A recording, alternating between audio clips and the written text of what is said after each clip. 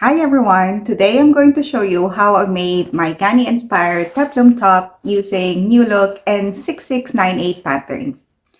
I've been seeing this tie front peplum top everywhere and I'm sure you have too. This is a nice top for spring, so I had to make my own. So join me as I show you the 3 versions I made.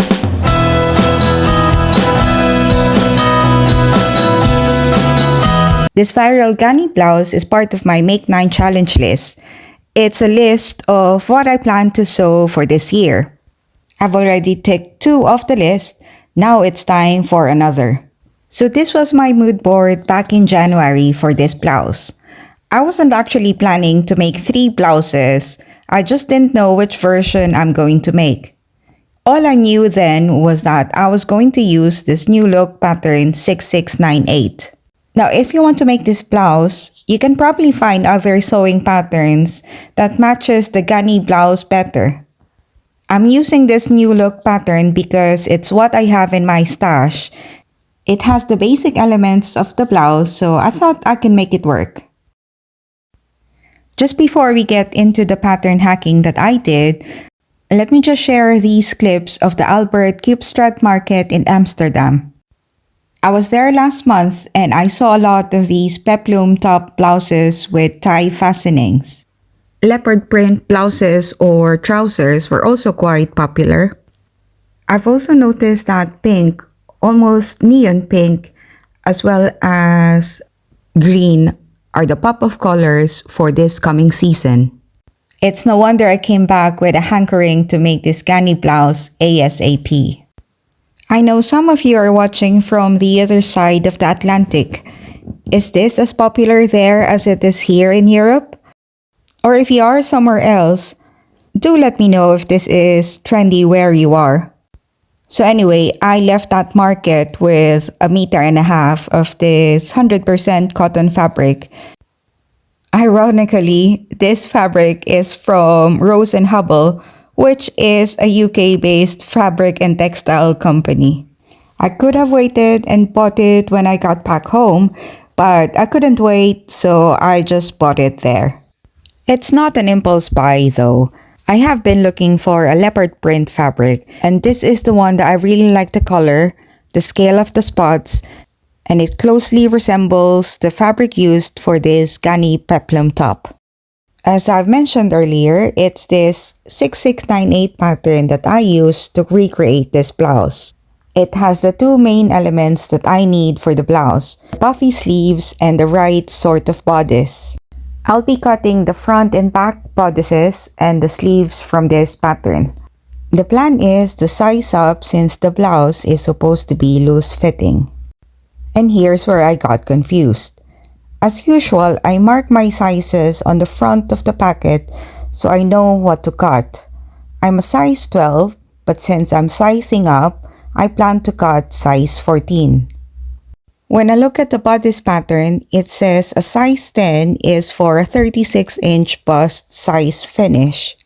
But then on the pattern envelope, it says a 36-inch bust would mean a size 14 and not a size 10. I decided to follow the measurements that's written on the bodice pattern. So I cut a size 10 to get a 36-inch bust measurement, which means I'll get a loose fit just like the Ganni blouse. The next step was figuring out how much shorter should I cut the bodice. From the marked waistline of the pattern, I measured 8 centimeters and cut it to that length. I did the same on the back bodice piece. As for the sleeves, I decided to shorten it by a couple of centimeters. This is just personal preference. I think with my body proportions, a shorter sleeve length would look better. If you leave the sleeves as is, I think you'll pretty much get the same length as the Ganni blouse sleeves. After cutting the front and back bodices and the sleeves, it's time to sew the bust darts.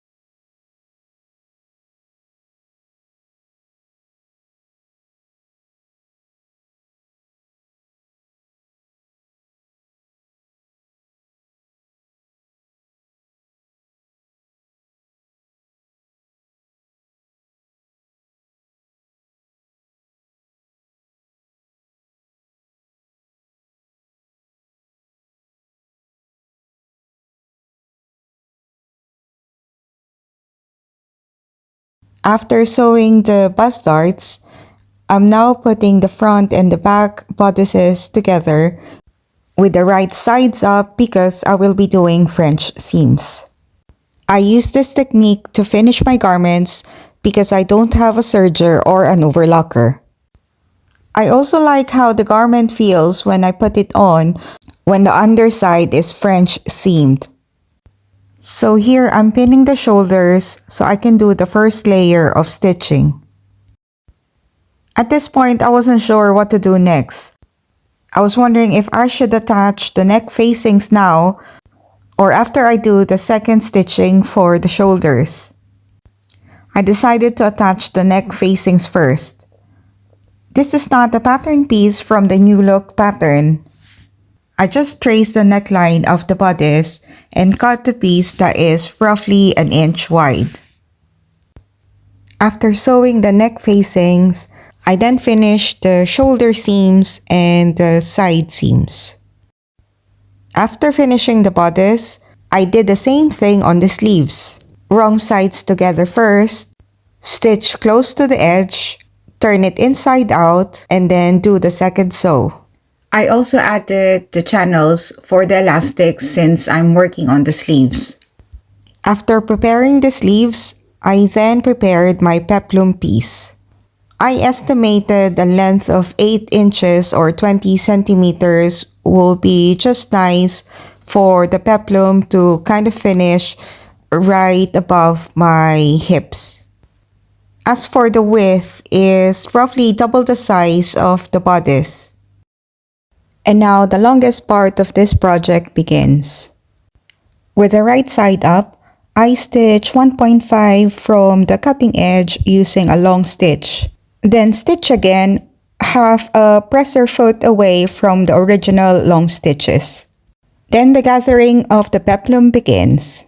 It takes a little while to make sure that the gathering is even all throughout.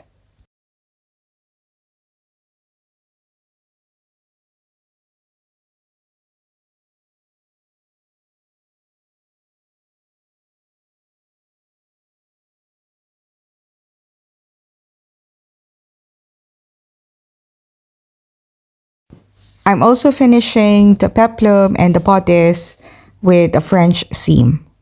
I'm not exactly sure why, but I find this process quite satisfying. Maybe it's knowing that high-end garments are finished this way that is satisfying. When I attached the gathered peplum to the bodice, I checked if I had the right length of peplum material. I don't want the peplum to come out too puffy, but at the same time, I obviously wanted to look gathered.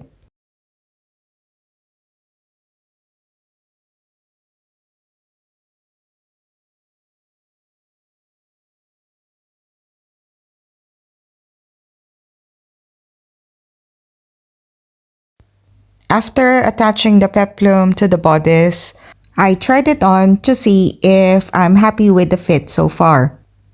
I'm also deciding whether I should shorten the peplum or keep it as is.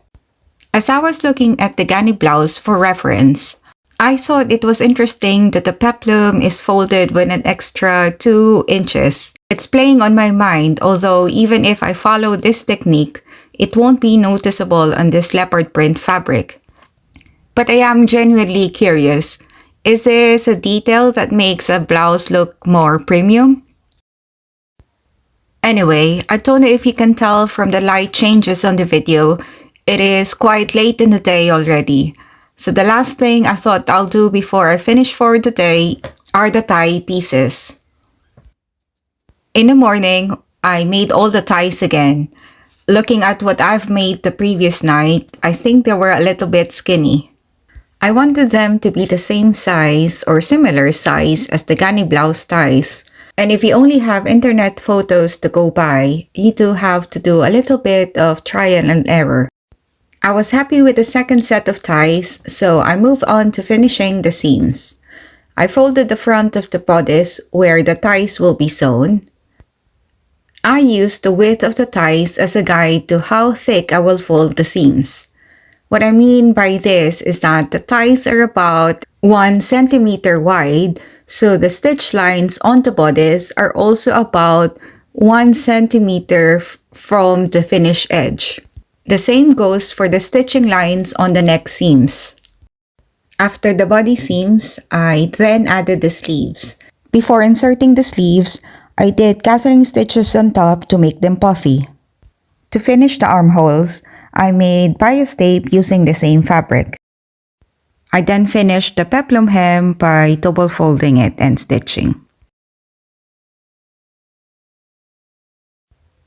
And finally, the last thing to do is to sew the front ties. And voila!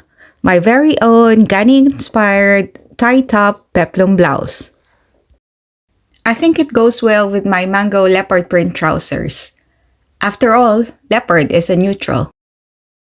I still have small pieces of this fabric. I could try to make a small bag. Well, that's for some time in the future. Up next is my most colorful version of this blouse. I have these fabric remnants from Liberty. One measures 70 by 136 centimeters and the other 40 by 136 centimeters. I used the smaller piece for the sleeves and a larger piece for the bodice and peplum. This version has 1 inch shorter sleeves than the leopard print. As for the peplum, I used pretty much all of the remaining fabric. This is Liberty's own Tanalon fabric, which is a fabric that has a very high thread count, making it extremely soft to the touch. It is slightly thinner than the cotton leopard print. The finished blouse feels more airy. For the ties, I put a gross-grained ribbon to match the aqua flowers in the print. I like the ribbon to be in a contrasting color. Another reason why I picked this ribbon is that I like the contrast of the grid pattern against the scattered flowers. I also had the perfect opportunity to wear this blouse, so I quickly finished it in time for the weekend. My friends and I were going to see the cherry blossoms at Annick Garden. I thought that was the best place to debut my floral blouse. For this outing, I wore a white bodysuit underneath. Despite appearances, it was still chilly. Now here's my third version of this blouse. I wanted this version to be a little bit more close-fitting compared to the other two. So this time, apart from adding the bust darts on the front bodice, I also added the darts on the back bodice.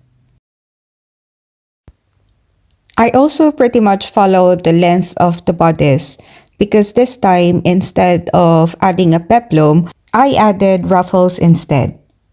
I also added the same size ruffles to the sleeve cuffs. Oh, by the way, this fabric is from a retailer who only sells dead stocks. This laser-cut polycotton is supposedly a Zara dead stock. Of the 3 versions, this one was the hardest to sew because it's black. I was a little confused which was the right side and the wrong side of the fabric. I decided to use the duller side because the laser cut holes looks better on this side. I had to unpick one of the sleeves because they were inside out. So after that mistake, I had to take my time and really make sure I'm sewing the right sides together. For this version, I did not do any neck facings. I just did a double fold to finish the neckline.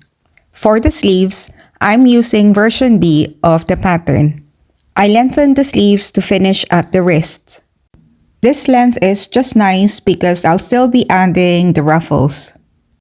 Another variation on this version is the number of front ties. Since this has a longer bodice, I've added 4 pairs of front ties rather than 3.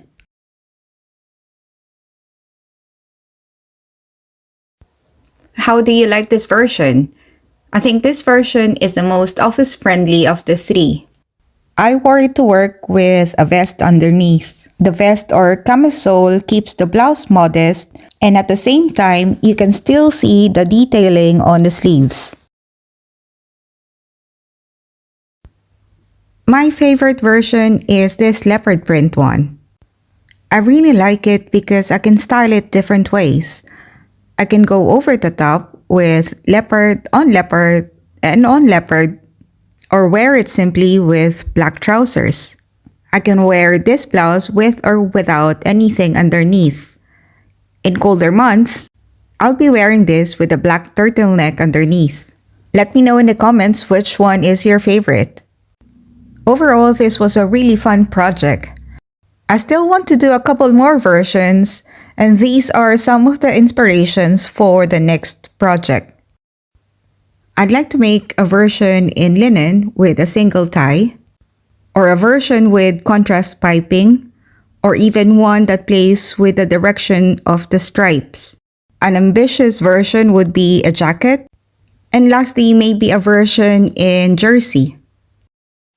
For now, I'm happily checking another one off my Make 9 list. If you like this video, please give it a thumbs up. If you haven't already, please subscribe to my channel. I hope you enjoy the rest of your day, and in the meantime, happy sewing! Bye!